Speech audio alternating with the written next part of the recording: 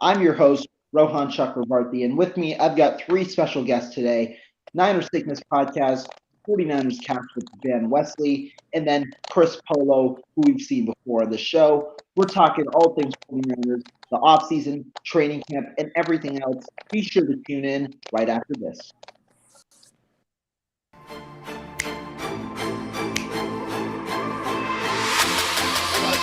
Let's go get him. Let's go get him today, man. Let's go. Hey, dominate on three. 1, 2, 3. Dominate.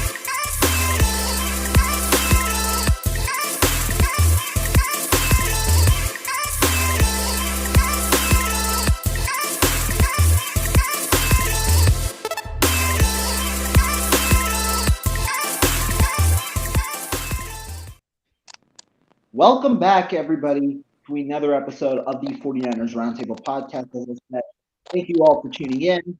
And before I start, thank you, Kimberly, for tuning in. Niners Sickness Podcast. Welcome in. So we've got a special show, but before we start, I wanted to give a quick shout out to the three guests that I have with me today, and have all y'all shout out your things so that people can know where to find you guys. Niners Sickness, let's start with you. Hey, everyone. I'm glad to be here on this live. This is Niner Sickness, and those that are watching me on my channel, welcome to all my viewers. Welcome to the 49ers Roundtable training camp discussion with my fellow peers tonight, and I hope you guys enjoy yourself. 49ers Cast, how about you? What's up? Sorry, it's cutting in and out. Got you. Just shout out whatever you've got and where people can find you. Well, what's up? A lot of people know me on IG, 49ers Cast with Van Wesley. I'm kind of controversial. A lot of people, they either love me or they hate me. I try to get real with the content, try not to be too delusional. But at the same time, I ride or die with my Niners, no matter what. So, that's just kind of what I'm all about, man. I appreciate you having me on this thing, and I love meeting everybody new and things like that. This kind of gets me out there to see people really who I am and what kind of person I am, and I love talking Niner football, man. Perfect. Chris, what about you? Yeah, thanks for having me on again, Rohan. So, yeah, I do my own podcasting too. I'm on YouTube, Apple Podcasts, Spotify, Amazon Music. It's just the Polo Show. So, if you look at my YouTube, you can find me there. Also, my Twitter handle is in my display name. So, if you go there and hit the link tree in my bio, you can find all the platforms I'm on. But I talk various sports, mostly Niners and Warriors, especially heavily Warriors recently because of those NBA finals. So, I've been jumping on other people's shows to talk about that stuff, talk about some Niner stuff as well the last couple of months, and going to continue to collaborate with some other well-known 49er content creators. So, I'll keep putting stuff out there. Perfect. And guys, you know the purpose of talking here today. We're talking some 49ers football, and really the biggest part of the news in the last couple of weeks was the recorded State of the Franchise annual episode for the 49ers. They did an interesting thing this year. They posted it live this year, and so for me, I wanted to hear your guys' takes. What did you guys think about the 49ers podcast, or not podcast, but State of the Franchise episode, and what were your main takeaways? Beto, we can start with you. One of the key areas that I really liked is when I heard Kyle Shanahan speak about the offensive line. I know there's a lot of questions in the offensive line, especially with the changes, with Alex Mack retiring, Tomlinson moving on with the Jets. There's a lot of question marks at the left guard, center position, and then Mike McGlinchey coming back from injury. How well is he going to play? But what I liked about Kyle, he said that just because you don't recognize the names, and I think he was referring to Jake, the gentleman that's going to be starting at center, it doesn't mean the line got worse. He feels that it's going to get better. Now time will tell. I like the way he confirmed and talked about Trey Lance, about his ability to do what he does. So he was very positive. It was encouraging to me that they're definitely going with Trey Lance, and this offensive line is, even though it still needs to prove itself, it's not as bad as a lot of us think. I think they have it under control, and hopefully it plays out. 49ers Cast, what about you?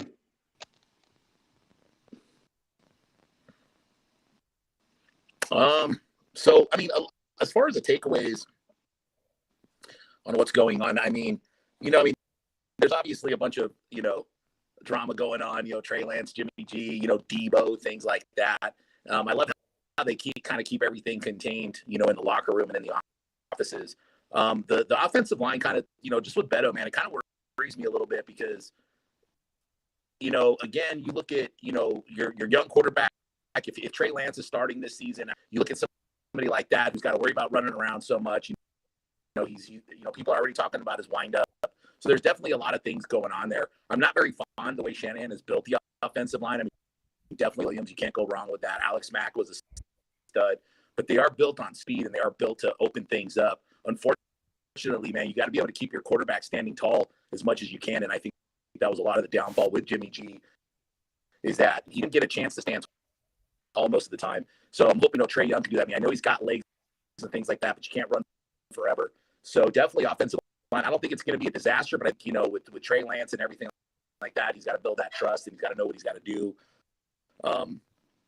Same thing with the Debo situation. That looks. I don't know how that's going to work. We saw today. Kittle was talking about, hey man, you do what you got to do. It's a bit. We all know it's a business. So.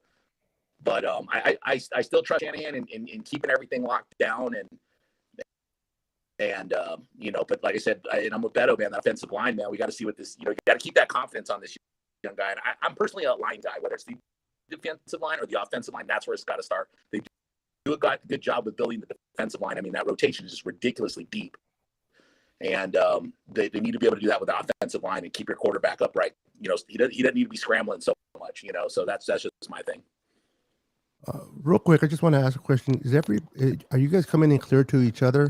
Because it sounds like you guys are breaking up to me. So I don't know if it's just my side or everybody's hearing the same way. I can hear you totally fine. I don't know if you can hear me totally fine. Chris, what about you? I can hear everybody. All right. Sounds good. Okay. Better. Thank you. But yeah, Chris, you go ahead. What are you thinking following state of the franchise? Yeah, so to be honest, I have not really caught up on State of the Franchise. I was covering a bunch of Warrior stuff heavily, but the things that I have been hearing really the whole offseason is I love the way that Trey Lance has been talked about the entire offseason. There's been so many questions. He's gone under so much scrutiny, been criticized. I think over criticized for a guy who was literally supposed to sit his first year.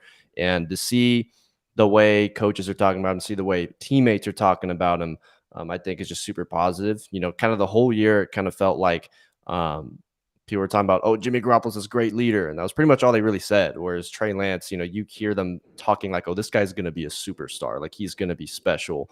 You even hear like Matt Mayoko. I think he was on a show and he was asked like, have you seen a quarterback prospect like this before? And I think Matt Mayoko was like, not even close. So the stuff on Trey Lance sounds really, really positive, and I'm really excited about that. But like you were both saying, the offensive line, that's where it starts. And that's my biggest question mark, other than that safety position. We'll see how Vunga does. But the offensive line, like the 49ers win from the trenches. That's why they built that defensive line. So losing Alex Mack and not really knowing what McGlinchey's going to look like coming off that injury, it is a huge question to me.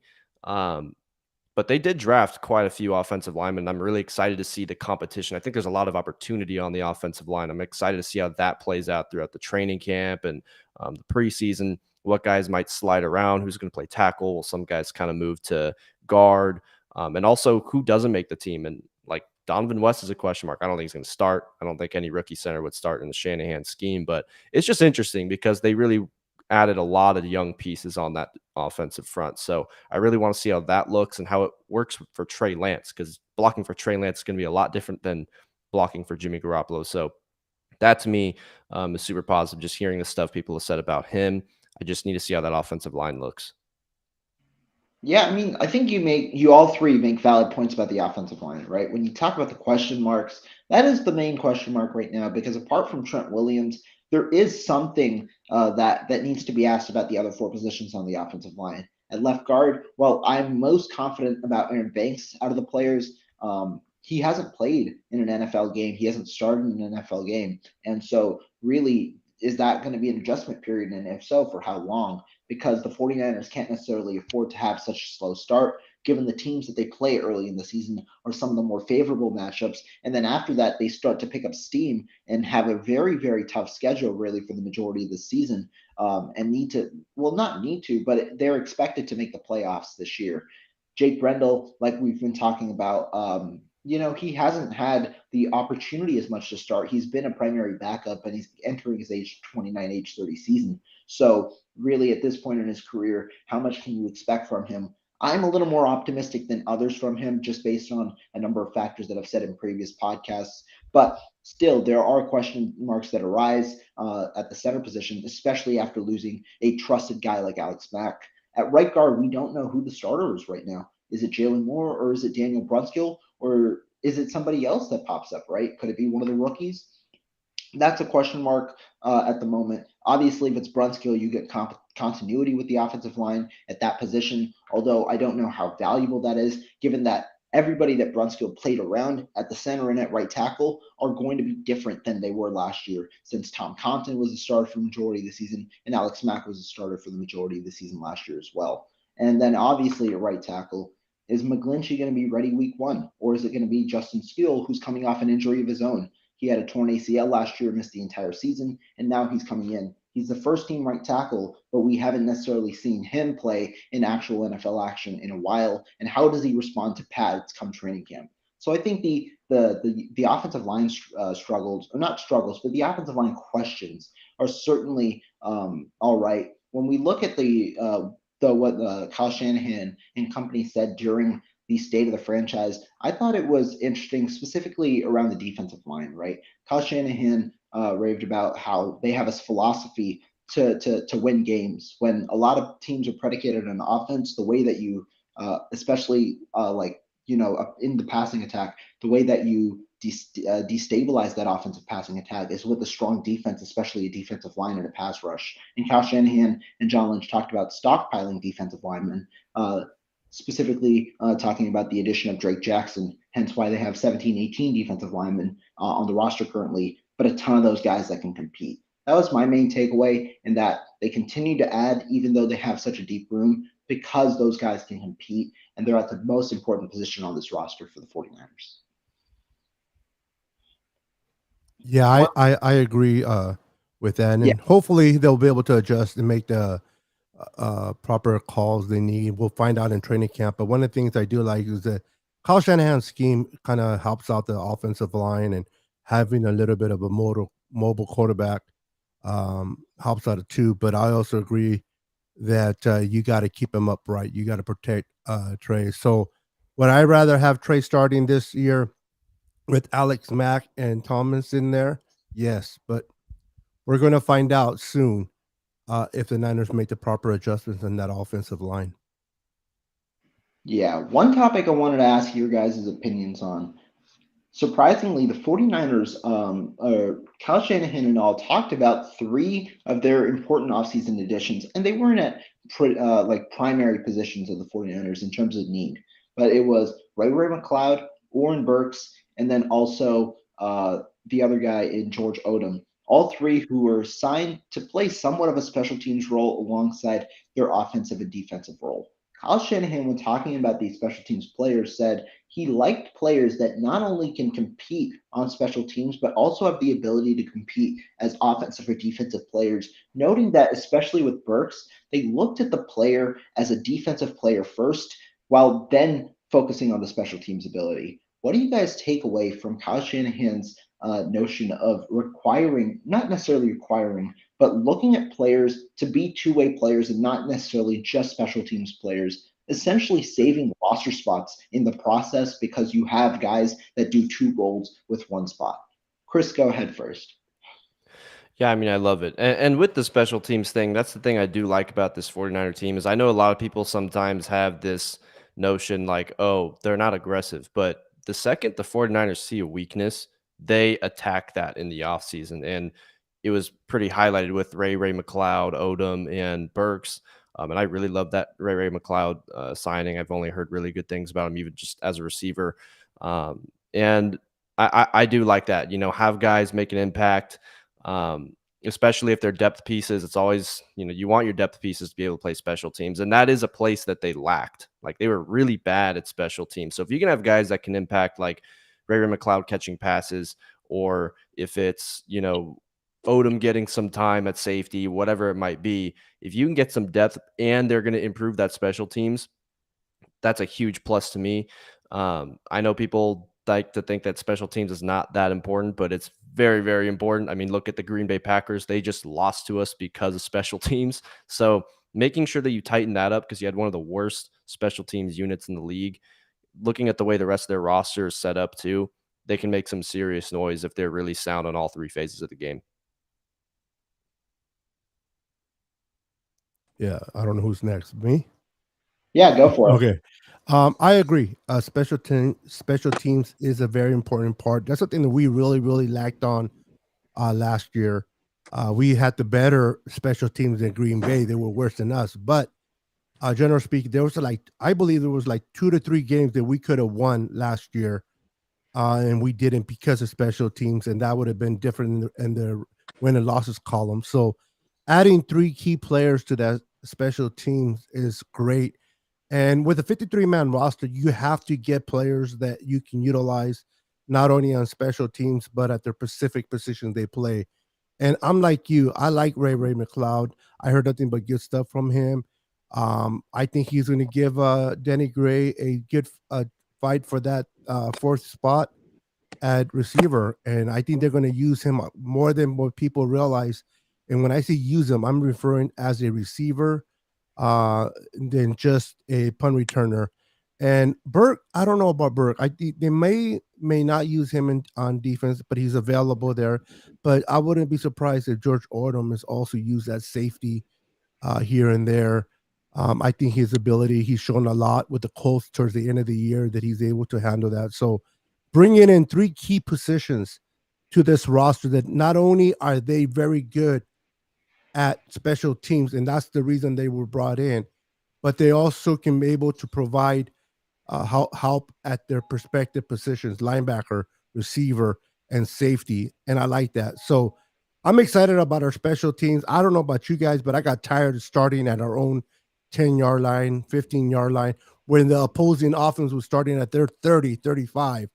That was very frustrating. So hopefully that will change, and I can't wait to see the electrifying Ray McLeod kind of bring a little bit of Glenn. I can't think of it. What was the name of that receiver that came from Miami a few years back? It was electrifying, and Ted Ginn, I believe his name was. So hopefully we'll get some excitement there. Yeah, 49ers cast. What do you think? Well, definitely. See, the thing, what's really frustrating to me is the 49ers are a championship team, whether they had, Garoppolo, things like that. And Beto's right. I mean, that extra 8 yards is a huge difference. Special teams getting, kicking off, starting at your 35 or however it is. But, there's always, room for improvement. But like I said, I see that I've seen the 49ers team as a championship team since 2019. Once they get into the playoffs, they're a deadly team. I was really pushing for a playoff run in 2020. I mean, get into the playoffs 8-8 in 2020, and I can guarantee you we would have been good. I'm not saying we would have won a Super Bowl, but I definitely know we would have been dangerous, just as we were dangerous this year or this past season in the playoffs. It's always that one play. We're always losing by that 3 points. That's just frustrating, but. Definitely, improving the special teams is a big thing. And, I'm excited for Ray McLeod. I'm excited for Odom, see what he can do. Defensively with, Huff, definitely excited to see him out there. He's working with Polamalu. That guy's got that energy out there. He's young, he's hungry. With the exit of Tart, I mean, him and Jimmy Ward have been working together. When you're playing safeties, man, you got to know what's on each other's mind, who's covering who. And that's a big thing when you see Ward and Huff out there working. So, and then you got Bet Odom, see what he's going to do. So, definitely excited for special teams. I think, offensively, we're definitely going to, it's going to be tough. I think offensively when it comes to, Trey Lance getting his bearings down and, and he needs to trust himself. He can't rely on every single offensive lineman. He's got to go out there, trust himself, trust that he can do it. His receivers are going to do just what they did with Jimmy G, and make him believe, hey man, just get me the ball and I'll catch it. I'll do what I have to do to catch it. And that's what these guys go out there and do. So definitely excited to see anything that's happened. That's the thing that's frustrating about the 49ers is they always they keep everything in the dark, and everybody's like, oh my God, okay, what's going to happen? You got all the other teams that who's starting, who's out there, this, that. 49ers always seem to wait till September 10th before they name who the starters are, so definitely exciting season again, coming off the NFC Championship game, with a 3-point loss. Yeah. And Beta, you talked about Oren Burks, right? And how you don't know necessarily what role he might play. Well, injuries have been a very clear part of the 49ers, like really since Kyle Shanahan and all arrived, right? We've had 2 injury deprived seasons in the last 5 years, which have costed the 49ers playoff runs. And last year at the linebacker position, we had Dre Greenlaw miss 14 of the 17 regular season games. Who stepped in?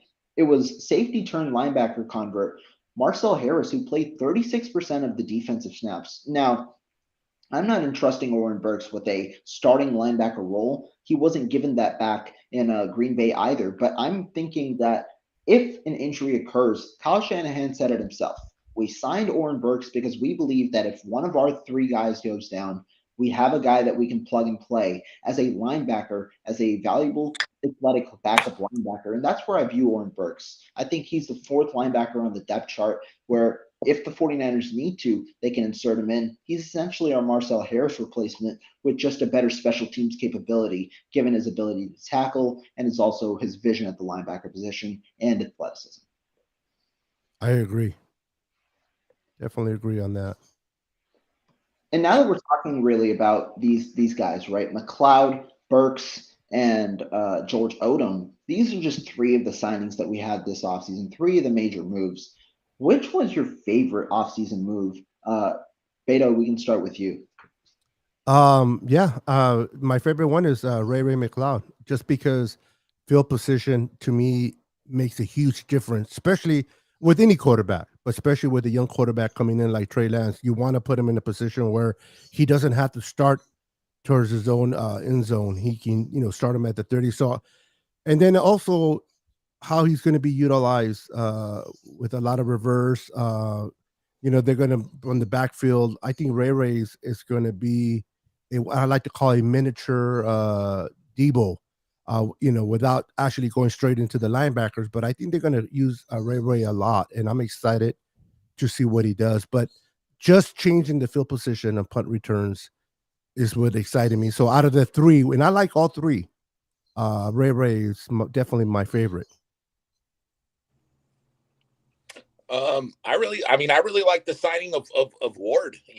Get a solid cornerback in there. I mean, that's basically what the defense obviously was lacking last year. I mean, we definitely get injured in that position. JV went down the year before. I like that they brought him back, gave him another shot.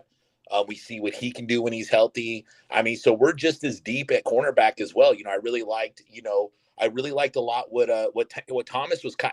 I really liked Ambry Thomas last season because you can see the progression every single game. He wasn't getting worse. He was just getting a little bit better.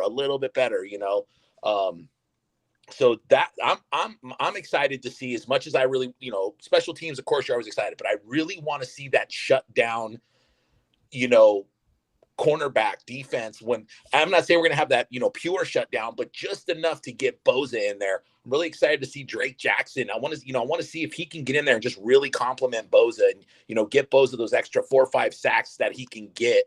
Like if D Ford was healthy, I mean, that would have just been a ridiculous defensive line if he was just 100% healthy since 2019.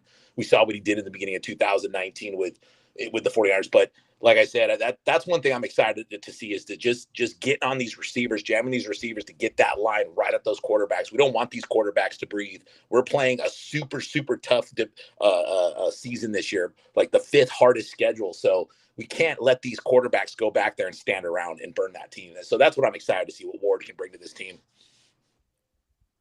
Yeah, mine is also Charvarius Ward.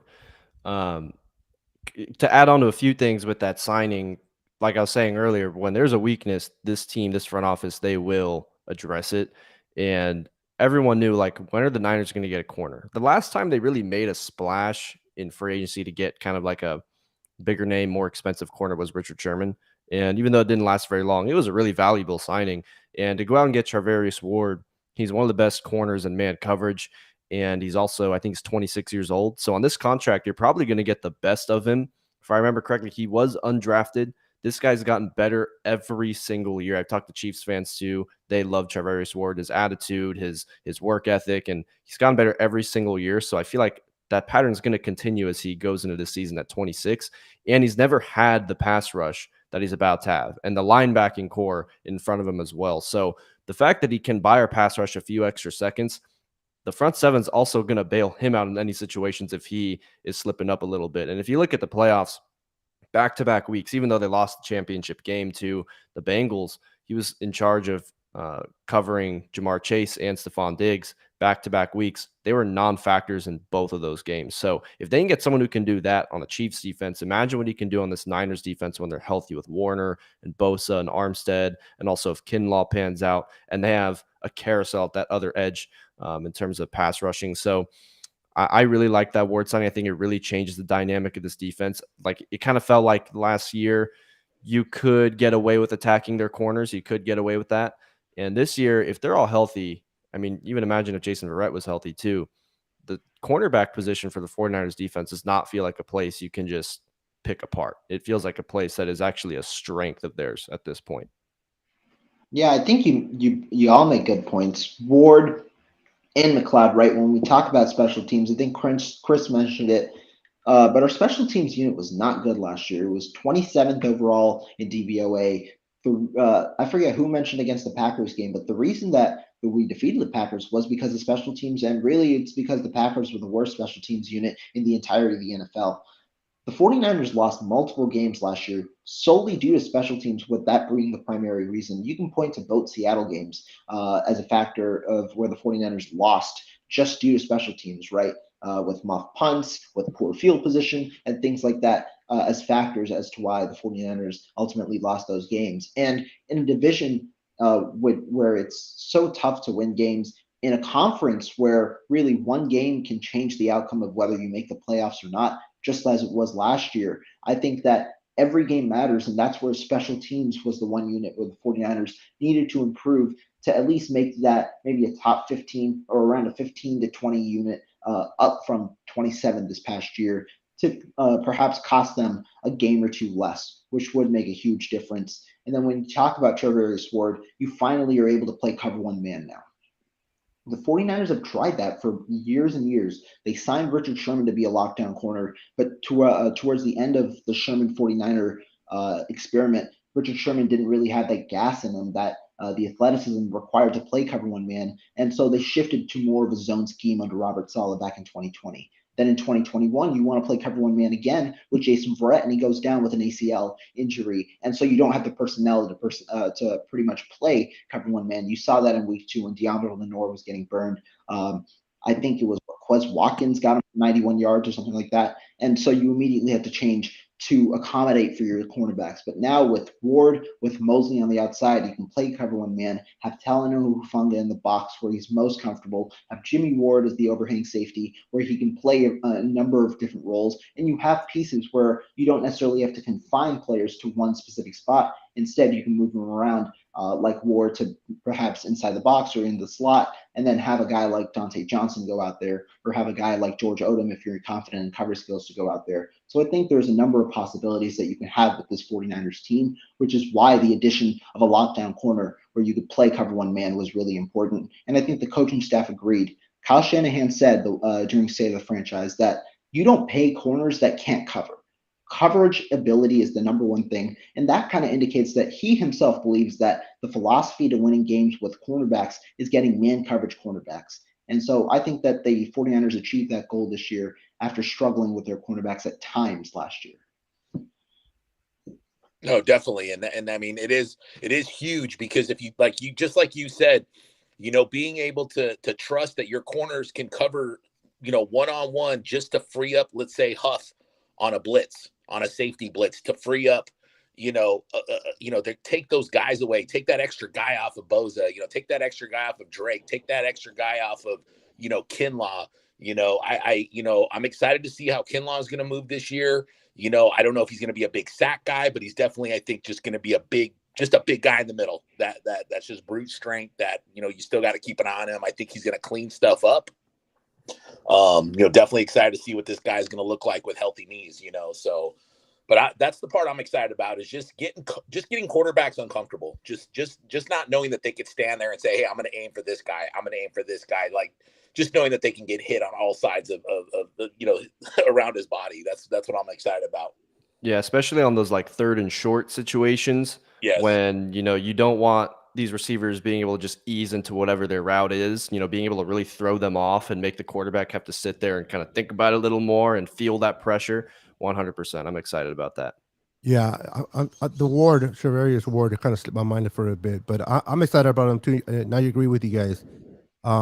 If he can handle one side, I mean, if you remember 2020 when Jason Verrett was healthy, his 1 year of health, even though we had Bosa out and we had what's the name, the kid that went to Seattle and came back, Hyder, yeah, and he was able to penetrate because we were able to keep up with the receivers a little bit in 2020. Last year was a whole complete mess because everybody was hurt. So the idea that we bring Ward, they can sit there and cover a receiver, and then either Emmanuel Mosley or Emory Thomas or Jason Verrett, depending if he can stay healthy, can be on the other side. If that's the case, they can move Emmanuel Mosley to slot corner position. He played that in 2019. He played very well there. So, and I agree with 49er cast that having a good corner now opens it up for the safety. That's why the Niners are not so worried about who's playing opposite of Jimmy Ward, because we have Charvarius Ward coming in at corner, and we can allow Hufanga to do his thing, in my opinion. So I definitely like that signing as well. Yeah, and I mean, we talk about these improved positions, right? We talk about cornerback, where the 49ers not only got Charvarius Ward, but a ton of depth. Special teams was a main place of improvement. Now, just looking specifically at positions, which position group did the 49ers improve at the most on offense and defense? Chris, we can start with you. For defense, I want to say corner, just because the Ward signing was their biggest one. And we just talked about what that does for them, especially like if Jason Verrett is healthy. I mean, they're really deep. I mean, if Jason Verrett's healthy, you can start to say that maybe the 49ers have one of the better cornerback rooms in the entire NFL. Offensively, I mean, they lost some offensive linemen. I love the Ray McLeod signing. I like the Danny Gray addition, but honestly, and this is going to be very premature to a lot of people, but it's quarterback, because we all know that the liability last year was the quarterback position. So having a guy who we know from this standpoint can throw the ball down the field. He does have more velocity. He is more mobile. Just by default, that's going to allow Kyle Shanahan to do more things with his playbook and do more things with this offense. And assuming Debo's playing and you have Brandon Ayuk out there, who he has a really good chemistry with from what we've seen, with the addition of a Ray McLeod, with the development of Juwan Jennings that we saw this past year, I think that opens everything up, because we saw this offense doing pretty good things when we could clearly see in many crunch time situations, especially like that Rams conference championship game, they just couldn't move the ball throwing it, right? And I think Trey Lance just gives them a lot more versatility, because teams can't really just load up the box and dare us to beat them with our quarterback at this point, because that's essentially what the Rams were doing, because they knew if we stopped the running game, we're going to force Kyle Shanahan to try to beat them, or to try to beat us in a way that he probably doesn't want to beat us. So I think if Trey Lance is the guy who we expect, I think that is the biggest, most massive improvement. Listen, people talk about, obviously there are going to be rookie growing pains, and he's not technically a rookie, but he's first-year starter, so there's going to be some growing pains there. But at the end of the day, Jimmy Garoppolo is making mistakes that a rookie quarterback makes anyways. So if Trey Lance is going out there just with that extra athletic ability, and he can stretch the ball down the field, he can throw outside the numbers, which is a huge thing as well. I don't see why they can't be explosive. And Jordan Elliott had a chance at the combine to kind of talk to RG3 for a little bit. I remember he posted that clip, and RG3 was talking about what he thinks and was saying that it can be fireworks in San Francisco with Trey Lance and Kyle Shanahan. So I think that just opens so many things up. So by default, I'm just going to go there. Yeah, I agree with you. For me, it's the defensive line. I know we're deep already there, but it's the defensive line on defense. Javon Kinlaw coming back. I think this kid has something to prove to himself first and foremost, but that he is worth that number one draft pick 2 years ago. So I'm looking forward to see him. Nick Bosa, trying to get paid this offseason or next offseason. He's going to be hustling. And Eric Armstead is Eric Armstead. When you have a good Bosa on the other side, Eric Armstead plays well, in my opinion. Now, who's going to play opposite of him? Is it going to be Drake Jackson? I think he's a great addition, but he is a rookie. He is kind of raw. So I think they're going to have to work. I don't think he'll be a starter. I think they're going to, if they don't decide to cut Sampson because of the money they owe him, because they can save $6 million on him if they cut him, if everyone else playing, because they're not going to be able to have more than 11 D linemen anyway. So, but if Sampson is there or Charlie Minihue, the way he's come strong, Kerry Hyder came back, what he can do under our D-line coach. So I'm excited about the D-line with the pressure. And then now that we can cover on the back end and we can put, we can follow receivers, that's going to allow our pass rushers to get home. Now on the offensive side, I'm excited to see the running back with TDP bringing brought in. I think Trey Sermon finally is going to pick up this offense, and I think Trey Sermon is going to start to show that he was a worthy pick out of Ohio State. And, I can't say enough about number 25. This kid, 6th-round pick out of Louisiana. Nobody thought he would do what he did. I'm in love with this guy already. I'm looking forward to it. Now the running back situation, I don't know who's going to make that final cut. We know that Wilson could make it because of experience, but I think Hasty is on the outside looking in. I think Jordan Mason may have something to say to that. So it's going to be interesting to see what happens in training camp at the running position and also in the receiving position. I think Brandon Ayuk is really going to explode this year, especially with the addition of Trey. I think Trey will be able to Ayuk will benefit from Trey's ability to escape of the pass rushers, extend the plays, and allow the routes to develop. There's a particular play last year, real quick, against Houston that we saw where that it was, I think, in the fourth quarter, where he threw that deep ball to Debo for the touchdown. He had either Ayuk or Kittle, I forgot who he had open for a first down check down. Now, if Jimmy was quarterbacking, he would have went for that check down, right? But Trey Lance allowed Debo's route to develop and was able to throw that pass, and we got a touchdown. So I expect to see more of that. And a lot of people say, well, Kyle Shanahan doesn't really call deep balls. He's not known for deep passes. That's bullcrap. Nobody ever seen Matt Ryan in Atlanta. All he did was go deep. He can't do it with Jimmy. Once Trey gets comfortable back there, don't be surprised if you see a lot of throws down deep, at least just to keep the defense honest, because they always put 8 in the box, and we can still run the ball. If you can throw that deep ball, and even if it's a flag, sometimes they don't catch the ball, but it can be a flag. But we never saw that the last couple of years. So I'm excited about that. So on defense is D-line, offense is the running backs and the receivers, with the addition of Trey as well for me. Yeah, I like what you said too about the Trey Lance pass, because there's an example I brought up like probably over a month ago of that same thing you just pretty much talked about. It was in the Cardinals game. It was in his first ever career start against a team that's undefeated. They were first place at the time. He's on the road. He didn't have that much time to prep because if I remember correctly, he wasn't taking starter reps really the whole week. And there was a play in the fourth quarter. It was like 3rd and 11, 3rd and 12, something like that. And you could clearly see, okay, Jimmy Garoppolo's quarterback, he's going to take that check down to Juszczyk like 3-4 yards to his left. But the zipped the ball down the middle of the field Yep. to Mohamed Sanu over the middle. Now he dropped it, but the fact that he saw that allowed it and Yes. trusted himself in his first ever start against a first place team in a divisional game was really, really positive for me. And then also you mentioned defensive line. I also forgot that they have Toure on that defensive line as well. And they're deep. Kamiko Toure. They're deep. Well, I'm here to defend Jimmy G. Oh, come on now. No, let me tell you, man, and I don't want to get off subject here, but I will talk about what we originally were talking about. I mean, of course, the improvement, the excitement, Ward, because I feel that this defense is going to be, and no disrespect to D Ford. I mean, I loved when D Ford got picked up. Unfortunately, the human element kicked in with him. And I mean, you guys saw in 2019, the first 6 games, we had 24 sacks when D Ford was in. When D Ford was out, it went down to nothing.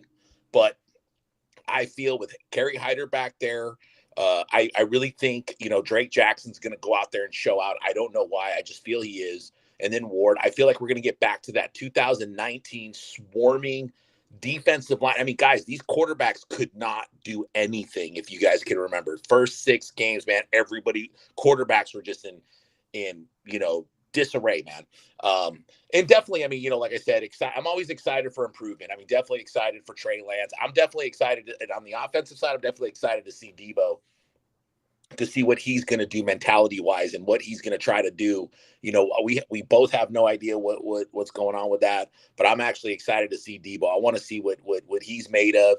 Is his mentality going to get the best of him? Is he going to go out there and say, hey man, I'm going to get paid, And I mean, I personally think a lot of it's not just money with him. I think there's obviously some disrespect stuff that he feels he is, but and on the defense of Jimmy, I really feel, one of my problems I always had was, did Shanahan try to change Jimmy or did Jimmy regress? And that was one of my main things, because if you look at Jimmy in 2017, when he came and played the last 5 games, when I saw Jimmy, I was like impressed. I was impressed how he ran the offense. I was impressed how he went out there and just played. And then when I saw him in 2018, before he went down, he looked a little bit different. He looked like he wasn't Jimmy. And I've been saying this the whole time. I'm always like, just let Jimmy be Jimmy. And again, I'm not saying anything like he should be here starting, whatever. I mean, it's time to move on. It's time to go. If he's there, he's there. If he's not, he's not. But I do try to show a lot of love to Jimmy, because I'm like, man, he revitalized this 49ers team when he did play. Without him, we would have never saw a Super Bowl. We would have never saw the NFC Championship this last season. But I do feel Jimmy was controlled. And that's what worries me about Trey Lance, is we saw the 2.5 games he played last season, it was Trey Lance being Trey Lance. He didn't look controlled. It looked like Shanahan just said, like, probably what he told Jimmy G in 2017 when Bethard went down. I just truly believe he just said, hey, Jimmy, you know what, man? We got 5 games left. Go out there, go play. Here's the standard playbook. Just go out there and do your thing. And he looks nice. Same thing with Trey Lance. Even though he didn't win, I have opinions on that in that Cardinals game, where I feel that the Cardinals, even though they were 8-0 or 9-0, whatever they were, they had a bad game. They were playing a bad game. But definitely excited to see what Trey Lance can bring, and I'm hoping that Shanahan lets Trey Lance be Trey Lance. That's my main thing. I just don't. I still believe in Shanahan. I still have some questions, but I just hope that he lets him be who he is and figure it out. That's my main thing. I think those are all good points, right? And we see from John here that the Warriors drafted Patrick Baldwin. Just a quick sidestep, 428 overall. Chris, real quick, what are your thoughts on this? Because I have a couple of thoughts, and it's an interesting selection for sure. Future All-Star, going to be in the G League for 2 years and then start in the NBA. No, I'm just kidding. I don't know. I don't even know how much their players are going to like. I don't know how much their draft picks are going to play. Like, it seems like they're really just going to run it back. They have Wiseman coming back. Like, how much is a first-round pick going to pay right now? He's not going to play at all. Yeah. So it's a Santa Cruz pick. It's probably a Santa Cruz pick. So we'll see. But the upside on him coming out of college was crazy. I mean, high school was crazy. He didn't have a good college year at all at Milwaukee. So this is an interesting pick, especially because the last guy drafted at number 28 for the Warriors, that boy, crazy now. I'll tell you, Warriors draft picks, like, count on them working out usually. I mean, like, Kevon Looney went in the back end of the first round. You look at guys they picked later in the drafts too, like Festus Ezeli, Draymond Green. Jordan Poole. Like usually they know what they're doing, so it's just a matter of their development. I don't read too much into the. They have 3 picks. They have 2 more. I don't even know if they're going to use them all. So we'll see. I'm sure one of them will become an all-star somehow. Yeah, definitely. But getting back to the 49ers talk, I think that like the positions that we mentioned are good. I think obviously quarterback is the most controversial one. Do we know whether it's currently an upgrade or not? I think a lot of people anticipate that it will be just based on the upside. That is yet to see, and training camp provide a clear indication of that. For me, I think some of the most improved groups, wide receiver and offense, I thought that not only with the additions, but just with development, right? Brandon Ayuk is entering his 3rd year, which normally is the year where receivers blossom in the 49er offense in the Shanahan era. Deebo Samuel gets another year under his belt, probably remains a little healthier now as well, conditioning wise. You have Juwan Jennings stepping into a full-time role after blossoming once he got the starting role in Week 9 forward last year. And then you sign Raymond McLeod, you add Danny Gray. This is the best 49er wide receiver room that they've had during the entirety of the Shanahan Lynch era, in my opinion. Defensively, Chris, you mentioned it. I think the cornerback room is definitely the best. Not the best, but the most improved, just because they were the worst group of the bunch last year.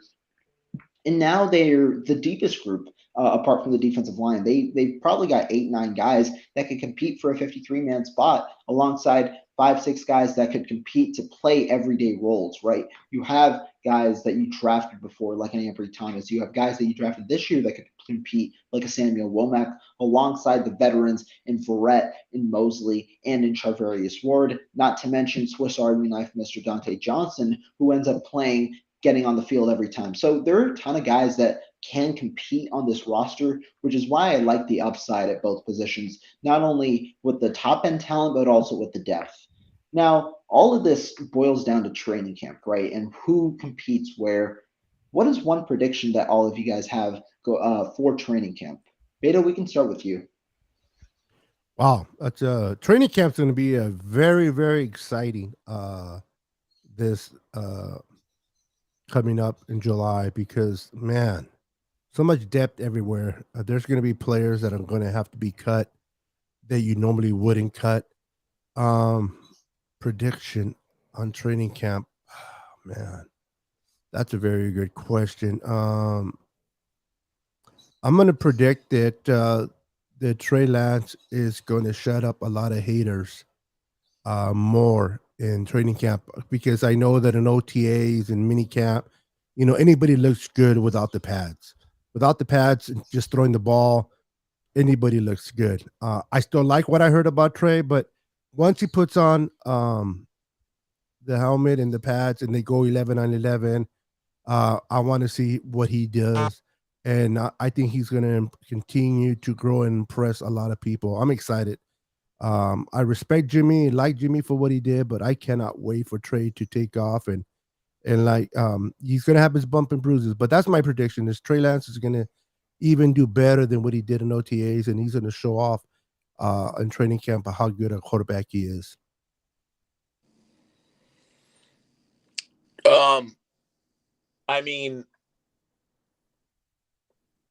As far as me, I was thinking about it. I read when you inboxed me as far as what we were going to talk about, and it's such a hard as far as predictions. It's like it was tough, man. I sat there and I'm like, okay, Trey Lance. Like Trey Lance is Trey Lance. Like I don't ever have a problem with anybody new coming in.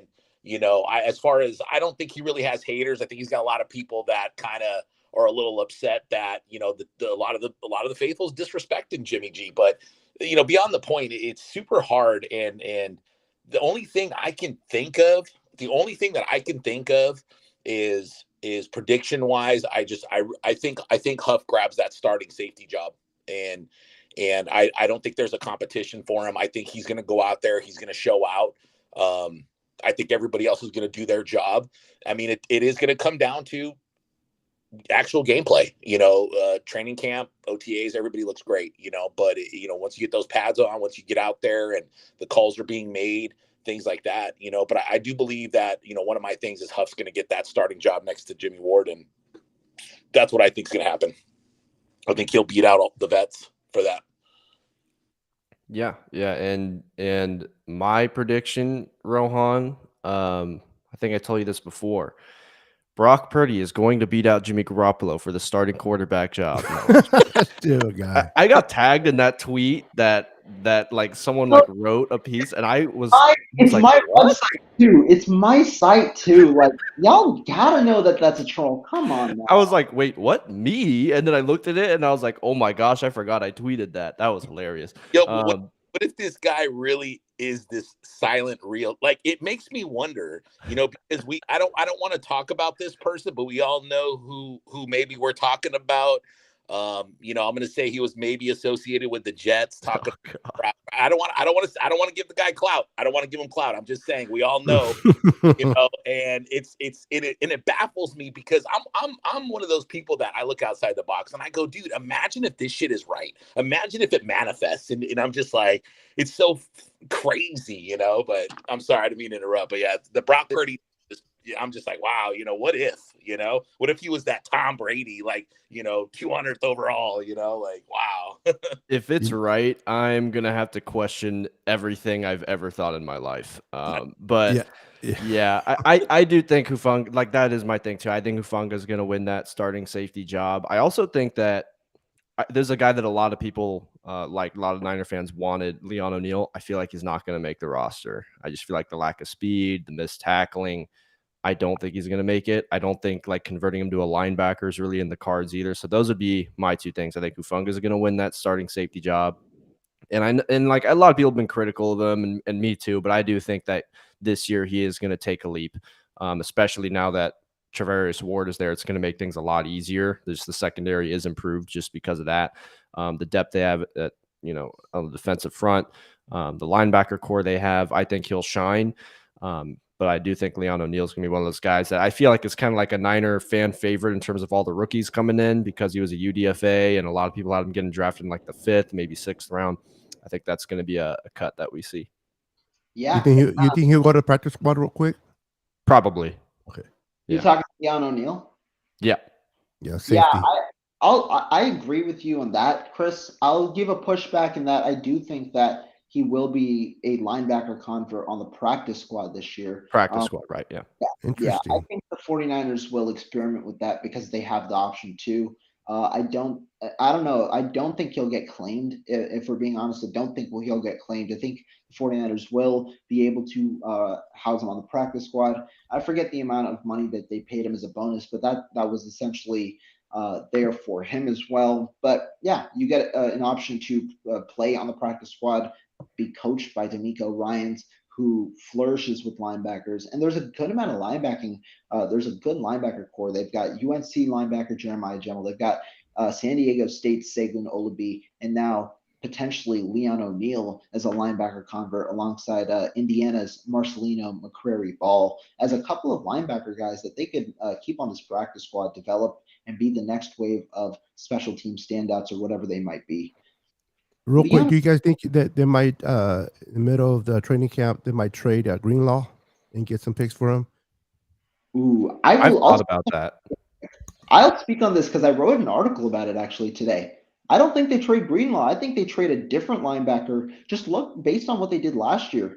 I think it's Demetrius Flanagan-Fowles that gets traded. And morning, I thought about it yesterday on stream, and I wrote about this morning.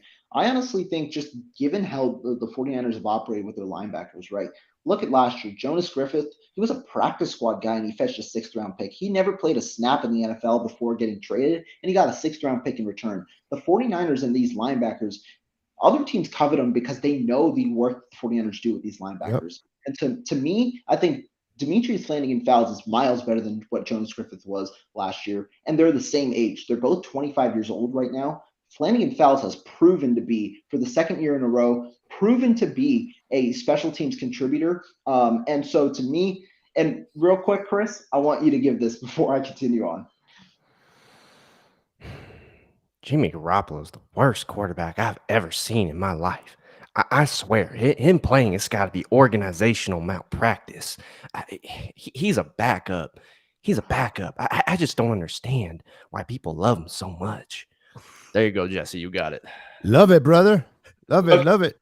Yeah, continuing on the Flanagan-Fowles point, Fleming Fowles featured in the defense, right? He played 9% of the snaps in 2020, only 15% last year in 2021.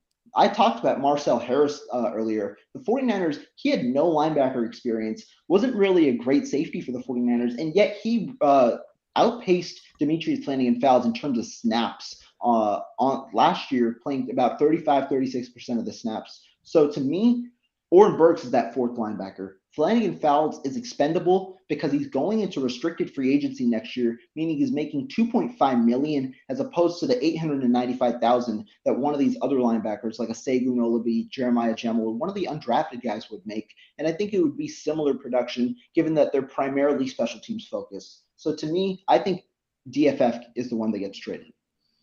Yeah, because like we were talking about this earlier, if they can afford Dre Greenlaw this year, obviously they can. Having him, I told you it wasn't recorded.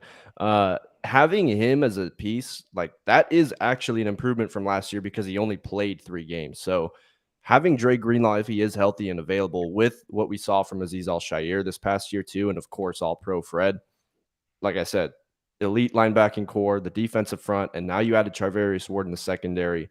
The only real question mark to me is, maybe who plays nickel corner and then also the safety position. But I think that's not going to matter as much because of the Ward addition. So, I see them keeping Greenlaw, although I did see it as an option maybe in the offseason if they wanted to do that. But looking at the way the team's constructed right now, I see them just keeping him and just going full throttle to win a championship if they can this year because they have the roster that's capable for it.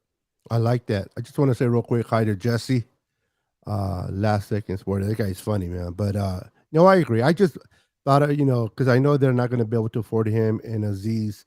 And I think personally, Azeez is a little bit better than Greenlaw for me. So Greenlaw could be one that they can get a little bit of higher draft pick, but we'll see. But the Niners are develop linebackers, so running backs and linebackers, and so we'll see what happens. But I'm looking forward to training camp. Training camp is going to be fun this year. I just think, what I love about the team is it doesn't matter who's on our team. They can just, they're always, D'Amico Ryans brings the best out of the defense. I mean, it doesn't matter who's there. They just know how to bring them out. They know how to pick them. They know how to see them, and if you look at every player, like look at Kerry Hyder. I mean, we went and grabbed him in 2020. Yeah. He gets 7.5 sacks, goes to the Seattle Seahawks, and then now he's back. That's the thing I love about the team is they're very well coached. The players know the talent. They know they're there, and they bring the best out of everybody. They bring the best. I mean, yes, you can't always have a shutdown corner. You can't always have this, but they always know where the weakness is. They know where the strength is, and they play to it. And the thing is like, Chris is saying, like, we're a championship team. The 49ers have been a championship team since 2019. It's always those little things, and you look at, and I hate it, because you look at things like, you look at Bosa being held all the time, and you're just like, bro, like this is getting ridiculous. Yeah. You look at these calls, like, and like I said, I'm just saying this. I'm talking about every player. I'm not saying it just because of Jimmy, whatever. But Jimmy got hit in the helmet, I think last year against the Rams, and like he's yelling at the ref, and it's like they're just like, oh well, and it's like, bro, that's 15 yards in a first that you'll give the other team at any time of the draft. So it's always these little things. We're capable of playing regardless of the mistakes that Jimmy's made or the missed this or the missed that. It's always, I feel like the league is so against the team, and it really upsets me because it's like, it's just taking the gas out of the team. And it's like, man, how many more people do we got to fight, to just, get out there. We're better than a lot of these teams, man. I'll tell you what, if we would have went to that Super Bowl, that would have been our Super Bowl. And people talk about the bad pass by Jimmy and this and that. And it's like, man, it's all a collective effort, man. Whether somebody missed their block, somebody missed their assignment here, somebody missed that. And it's just, we're such a dangerous team in the playoffs. And that's all I care about. Just get into the playoffs and that's it. Shanahan, he lets off the gas a little bit. I think I was a little upset more on that NFC Championship for him not going for it on 4th and 1 like he normally was last season. He was really putting the gas on 4th and 1, but we'll see what happens. I think the only one that would disagree with you, bro, about the Niners making the playoffs would be the Packers. Aaron Rodgers and the Packers don't want the Niners in the playoffs. Well, and that's one of the things I wanted to talk to you about, Beto, because you talked about the long pass stuff, and I'm like, hey man, we beat those teams with long passes. Shanahan had Matt Ryan and freaking Julio Jones. You got to go deep with those guys. Those are guys that are, yep. They're unstoppable. this year, or this past season, Shanahan did tell people, he said, hey man, don't put our quarterback, we're not a fantasy team, which actually was funny. I won my fantasy team this year and I had Kittle, Debo, and I had Mostert. And I'll tell you what, you talked about Mitchell and why you love him. I love him even more because when Mostert went down, I was like, shit, who am I going to pick? And Mitchell was sitting there on the free agent list. Just grab this guy. Sure enough, I was like, holy crap.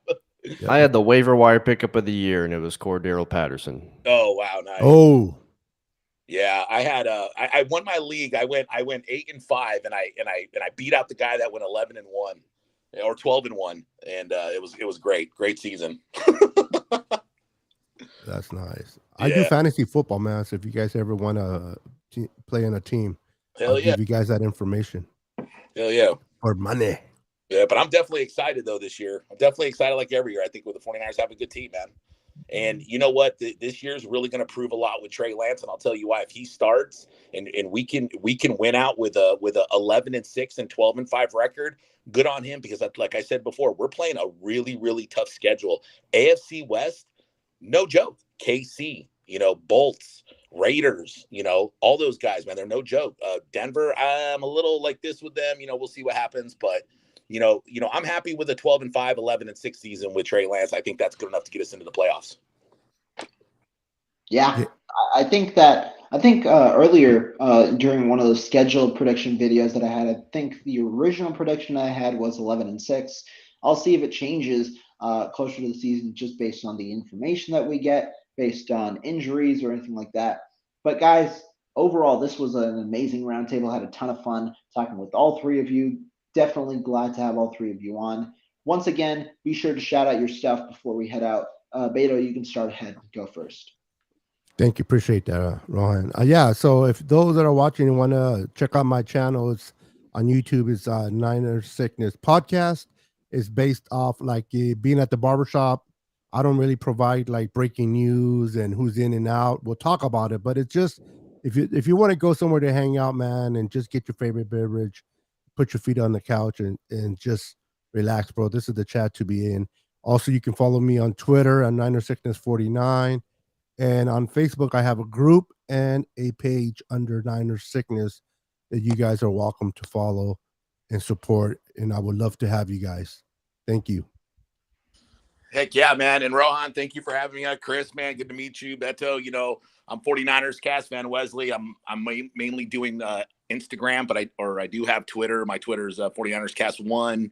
I do have a YouTube channel that I'm going to start building here more. I just rejoined Restream and got my setup. And actually, I got to do a shout out for Rode, because Rode hooked me up with my little Rodecaster here thing. So I love. I have one myself. I love those, man. Yeah, they sent me one for nothing, which was good. I've been getting really.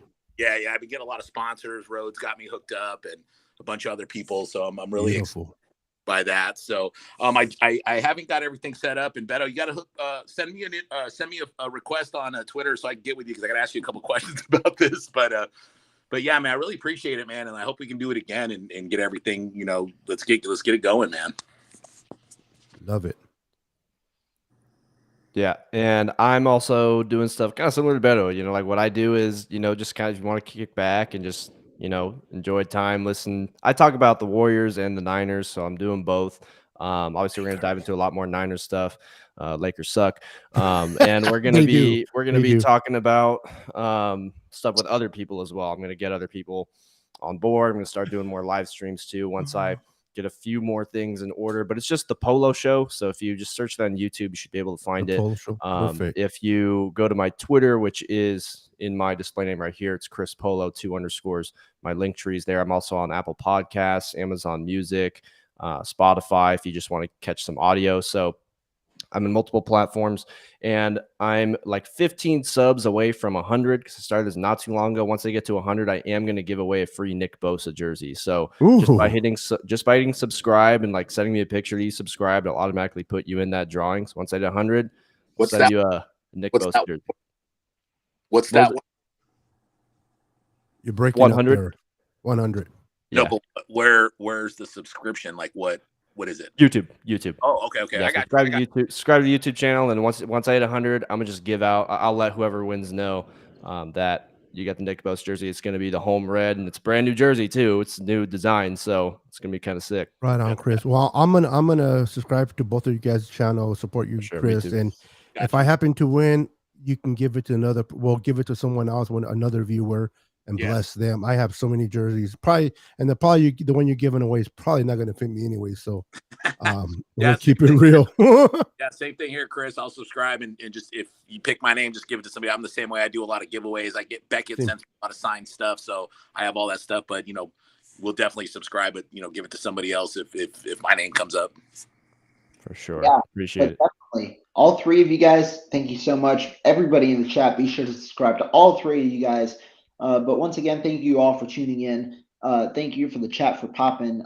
Everybody for tuning in from the beginning all the way to the end of this hour. All three of you, really appreciate your time. And guys, we will be back soon with some more 49ers Red Zone content.